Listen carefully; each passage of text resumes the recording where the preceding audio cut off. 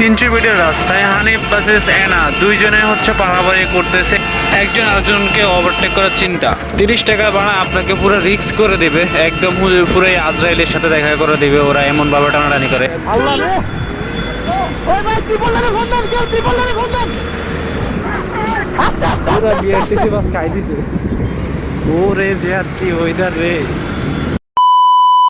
Hello everyone, আসসালামু আলাইকুম, welcome to my YouTube channel. আশা করি সবাই ভালো আছেন, আমি আলহামদুলিল্লাহ ভালো আছি।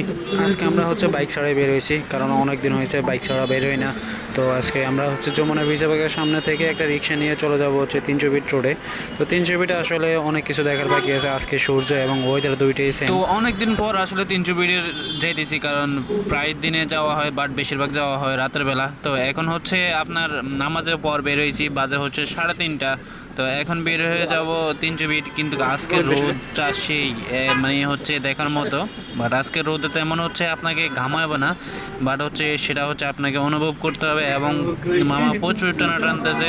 আমরা বলছি মামা তাড়াতাড়ি যাও, কারণ হচ্ছে এখনকার দিন হচ্ছে ছোট, তো তাড়াতাড়ি যেতে হবে। তো মামা হচ্ছে যাইতেছে।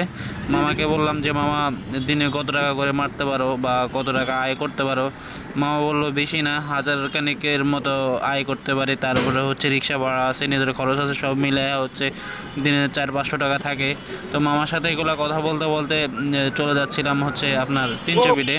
তো আমরা বসুন্ধরা যমুনা বিসর্গের সামনে থেকে উঠছি, এখন চলে আসছি কুড়িল ফ্লাইওভারের সামনে। তো যেহেতু কুড়িল ফ্লাইওভারের দিক থেকে বেশিরভাগ সময় আপনার হাইওয়ে রোডটা থাকে, এবং এই আমার সামনে দিয়ে যে ব্রিজটা উঠছে এটা চলে গেছে হচ্ছে মিরপুরের রোডে।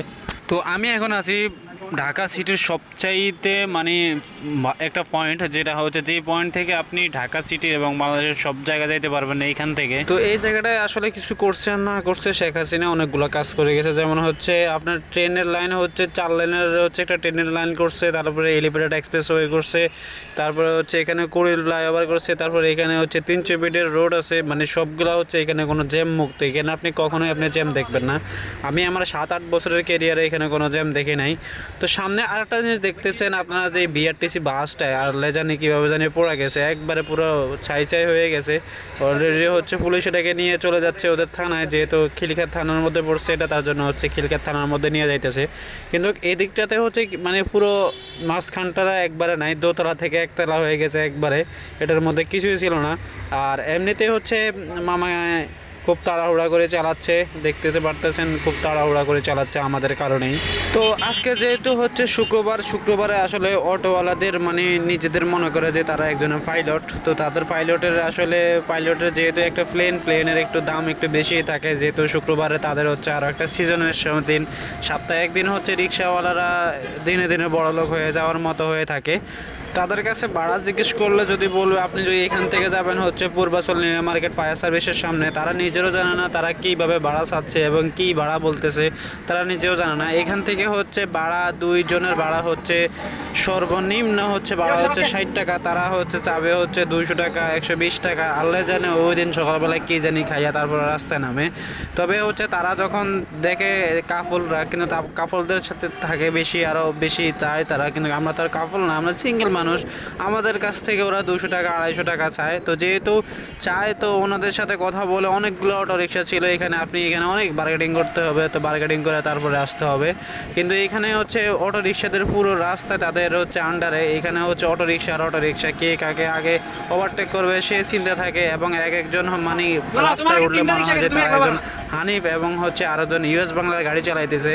তো ইউএস বাংলার প্লেন আর হচ্ছে হানিফ পরিবহন দুজন এখন রাস্তার মধ্যে চলতেছে, একজন আরেকজনকে ওভারটেক করে যাইতেছে।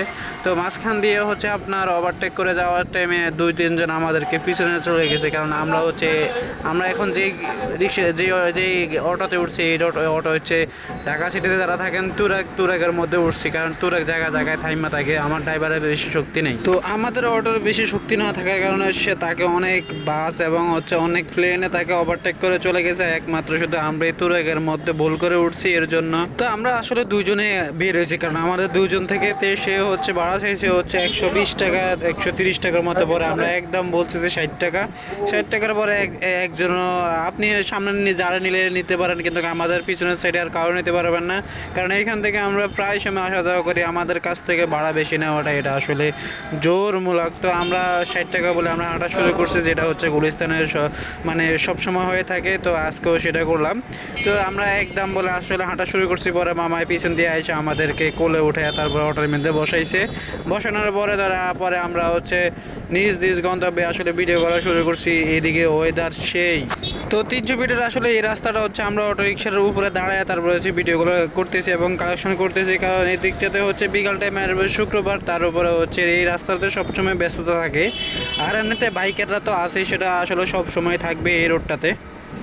তো সকল বাইকারদের আজকে আমি বাইকার ছাড়া আমি এখন অটো রিক্সার হেল্পার হয়ে এখন আমি অটো রিক্সাতে উঠছি, কারণ আমি জায়গায় জায়গায় হচ্ছে পাবলিকটা আমার কাস্টমার ডাকতেছি, কারণ কাস্টমার আমি কাউকে না পাই নিজস্ব গন্তব্যে যাইতেছি। আর আমার যে ড্রাইভার মাশাআল্লাহ খুবই ভালো। তো আমরা কথা বলতে বলতে আসলে চলে আসছি হচ্ছে নীলা মার্কেট ফায়ার সার্ভিসের সামনে, যেহেতু ফায়ার সার্ভিসটা আরেকটু সামনে, আমরা পিছনে দাঁড়ায় আছি, কারণ এই দিকটাতে হচ্ছে আমরা দাঁড়াইছি।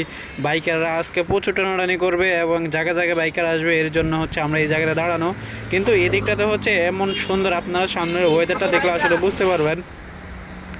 এখন তো হচ্ছে সূর্যটা এখন পর্যন্ত নিচে আছে, তারপরে সূর্য দেখার সাথে সাথে একজন বাইকের গেছে, সেই একজন বাইকের প্রচুর টানা টানতেছে। আর এমনিতে হচ্ছে আমরা এখানে দাঁড়াইছি হচ্ছে সূর্যটা আসলে সুন্দর ছিল, সূর্যটা দেখতে দেখতে আসলে অনেকক্ষণ দাঁড়ানোর পর তারপরে আমরা এদিকটাতে ডাইনে যেয়া তারপরে হচ্ছে বামে যাব। আমার সামনে থেকে একজন মুরব্বী আসতেছে, উনি দেখতেছে যে রাস্তার মধ্যে আসলে বদল খুঁজতে খুঁজতে আসতেছে, ওনার হাতে হচ্ছে 2টা ব্যাগ।